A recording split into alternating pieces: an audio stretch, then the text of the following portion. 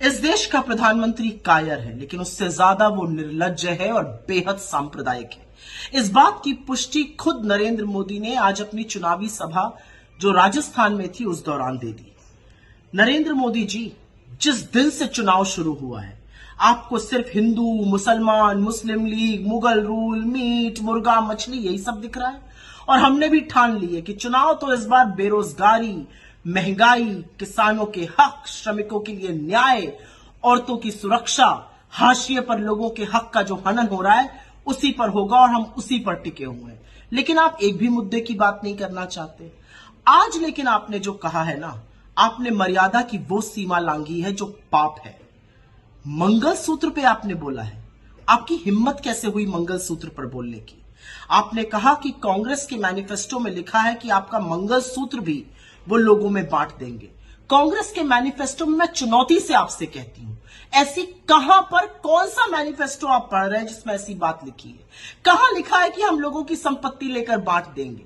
किस तरह की बौखलाहट है ये कि आप निरंतर झूठ बोल रहे हैं। एक संप्रदाय को लेकर झूठ बोलते हैं, हमारे मैनिफेस्टो को लेकर झूठ बोलते हैं। अब इतने बेतुके झूठ बोलने लगे हैं कि लोगों को आपके मानसिक संतुलन पर सवाल उठाना पड़ रहा है।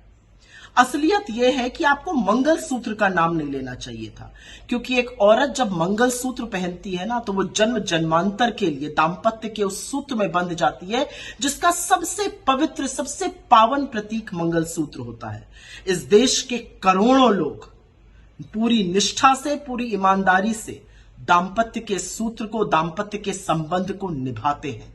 आपको मंगलसूत्र पर इतनी घटिया गंदी टिप्पणी नहीं करनी चाहिए थी कि हम औरतों का मंगलसूत्र लेकर लोगों में बांट देंगे। यह सिर्फ एक जेवर, एक गहना नहीं होता है। यह दाम्पत्य का वो प्रतीक है जो औरत धारण करती है और पूरी निष्ठा से उस धर्म को निभाती है। आप भले इसको ना समझिए, लेकिन इस देश के करोड़ों महिलाओं का, करोड़ों विहताओं का आपने आज घोर अपमान किया है और आपको माफी मांगनी चाहिए। अपने 10 साल के शासन काल में आपने किसानों का, श्रमिकों का, युवाओं के खिलाफ, महिलाओं के खिलाफ, हाशिए पर रहे लोगों के खिलाफ जो षड्यंत्र किया है उसके अंत का वक्त आ गया और चुन चुनकर वोट के माध्यम से आपसे हिसाब लिया जाएगा।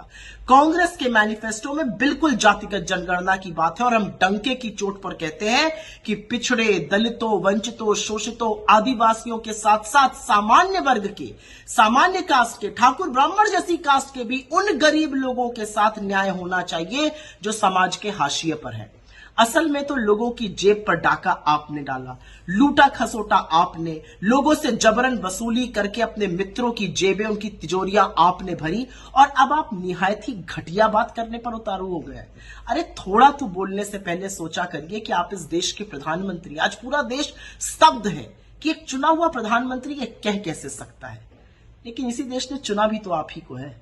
खैर, अब समझ में आ गया है, बस थोड़े ही दिनों की बात है। लेकिन जाते जाते ऐसी बात मत कीजिए कि पूरा देश पानी पी पी कर आपके शब्दों को, आपके बयानों को और आपकी घिनौनी गंदी सोच को कोसे। वही हो रहा है आज।